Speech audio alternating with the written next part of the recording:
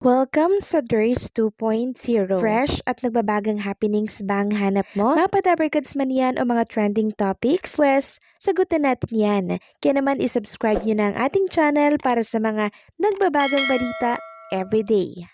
Welcome back again sa ating YouTube channel mga Kadabarkads, and for today's video ang pag-uusapan natin ay tungkol sa mga importanteng kaganapan sa loob at sa labas ng Eat Bulaga. Pero bago po ang lahat, batiin muna natin ang happy birthday si Bossing Vic Soto. For sure, isang engrandeng celebration na naman sa programang Eat Bulaga po ang inihanda ng TVJ Production para kay Bossing Vic Soto ngayong araw po ng Martes. At alam naman natin na every year ganyan po ang atake ng birthday celebration ni Bossing Vic Soto with the family po niya, mga special guests sa programa po nga Eat Bulaga. And syempre hindi mawawala yung pakik ng mga Dapperkids natin at yung pagbati po nila na talaga namang inaabangan din ni Bossing Vic Soto taon-taon. At maging sa mundo ng social media, lahat po sila ay bumabati ng maligayang kaarawan kay Bossing Vic Soto. At kani-kanina lamang nga po mga Kadabarkads, nagbahagi po si Mara Fortuna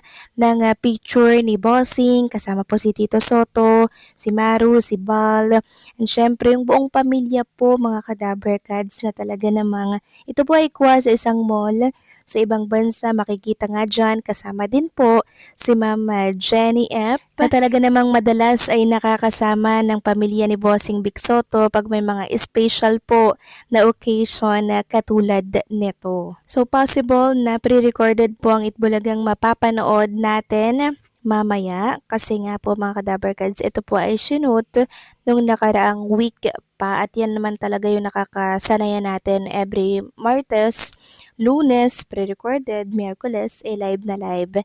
Pero pag wala pa po bukas si Bossing Vic Soto mga Kadabarkads, alam na natin na extended ang vacation niya or marahil nakalib para nga naman po sa kanyang special day. And speaking of birthday mga Kadabarkads, ang mami din po ni Rice May Dizon ay kakatapos lamang po atang mag-birthday at bilang birthday nga po ay nagbigay po siya ng tulong sa mga nangangailangan katulad po ng mga nasa kalsada, nasa lansangan na kinakailangan talagang maambunan po ng blessings. Namigay po siya ng isang tray na itlog, 5 kilong bigas, syempre may pa-Jollibee pa, may patubig pa.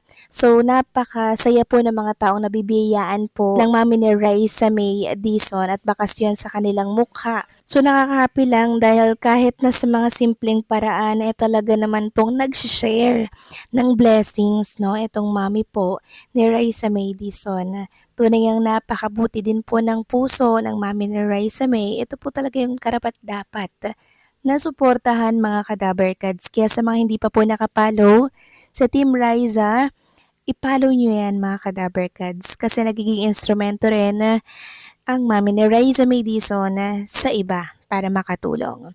Samantalang narito naman po ang mga pa-birthday gift kay Mami Riza ng kanyang mga anak, lalo na si Riza May Dizon. So yung pa-birthday po ni Riza May Dizon, isang MK ata na sling bag, tapos isa niyang anak ay shoes mga Kadabarkads. And kay Ken ay parang pera, tapos nakalagay po sa cellphone na kahon. So nakakatuwa, 'di ba? Na talaga namang nakita natin na tuwang-tuwa din po si Mami Riza sa mga birthday po ng kanyang anak. Sobrang na-appreciate ngayon. Samantalang next topic, pag-usapan naman natin ang tungkol dito sa mga singing queens natin na talaga naman pong nakakatuwa yung nangyari dito. Sabi nga po ni Ma'am Enfa, salamat daw sa pagbisita sa munting tahanan namin mga SQ. 50 na balot na kain nila. Sa next na bisita nyo, 30 pieces na balot na bibilhin at isang red bag na rin ng sibuyas ibibigay ko next time. So kung nyo mapapansin, dala-dala or pasapasaan po ni SQ Samantha Rascal yung kalahating sako po na maliit na sibuyas. So nakakatuwa lang yung mga singing queens natin kasi napakahusay din po nilang makisama sa mga nakakasalamuha po nila. Plus hindi po sila maaarte mga Kadabarkads. Samantalang next topic naman, pag-usapan naman natin ang tungkol dito sa paghingi po ng sorry ni Boss Joey De Leon sa trending po at viral na issue ngayon tungkol nga po dito sa biro sa ABS-CBN. So after po ng birong yun mga Kadaberkads, nag-sorry po si Boss Joey De Leon agad-agad. Yes mga Kadaberkads, nakita po natin yan dito sa write-ups po ng PEP. Sabi nga dito, nang sabihin ng kanyang mga natawang co-host na iba naman ang sinasabi niya, sinabi ng veteran TV host comedian ay ABS-CBN pala yun. Sorry. Kaya dapat hindi na po binibigyan ng kahulugan or binibigyang meaning po ang tungkol dito sa biro ni Boss Joey De Leon kasi ito'y pawang katuwaan lamang at sa huli, nagsorry naman si Boss Joey De Leon at hindi niya po yun sinasadya. Kaya sa mga panatiko po ng ABS-CBN na natamaan at nasaktan, kalma lang po kayo dyan dahil hindi naman ito dapat sineseryoso, lalo't higit konting bagay lang naman ang tungkol sa birong yan. Samantalang next topic naman, pag-usapan naman natin ang tungkol dito sa isang noontime show na kung saan ay napapabalitang titigbaki na daw sa TV sa May 15, tapos papalitan ito ng bagong pangalan. So, anong noontime show yan? Walang iba kundi po ang Willionario. Ayon dito sa chika ng Ola, titigbaki na sa TV sa May 15 ang hashtag Wawawin magbabalik.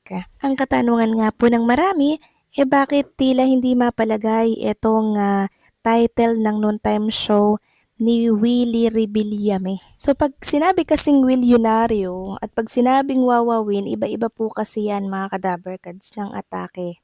Yung Wawawin yung talagang nakagawian natin dati, 'di ba? Na makikita natin na sobrang saya rin pong panoorin katulad po ng mga pahulaan ng kanta, nagpapaunahan, 'di ba? Siguro marahil, yun po yung ibabalik nila dahil yun po talaga yung maganda rin po sa show ni Mr. Willie Rebillame. Ito kasing Willionario, parang hindi bumebenta, no, sa masa. Kaya posible na yun po yung dahilan. Kaya po nila ibabalik itong Wawawin na kinilala or nakilala ng lahat. Well, kahit pa iba-iba naman po ng pangalan ang programa ni Mr. Willie Rebillame, isa naman po ang goal niya, 'di ba? Kundi yun ay makatulong at makapagpasaya po sa mga manonood. 'Di ba? May mga choices yung tao kung saan manonood. Pwedeng Eat Bulaga, pwedeng Eat Showtime, pwedeng Willionario or Wawawin. 'Di ba? Tayo naman kasi mga televiewers ang panalo dito kasi nagbibigay sila ng kasiyahan, bonus na lang po yung manalo ka, 'di ba? Napakaganda ng layunin. Kaya pwedeng-pwede rin nating suportahan ang Wawawin. So paano mga Kadaberkads, hanggang dito na lamang po ang update natin. Maraming salamat po sa patuloy na pagsuporta.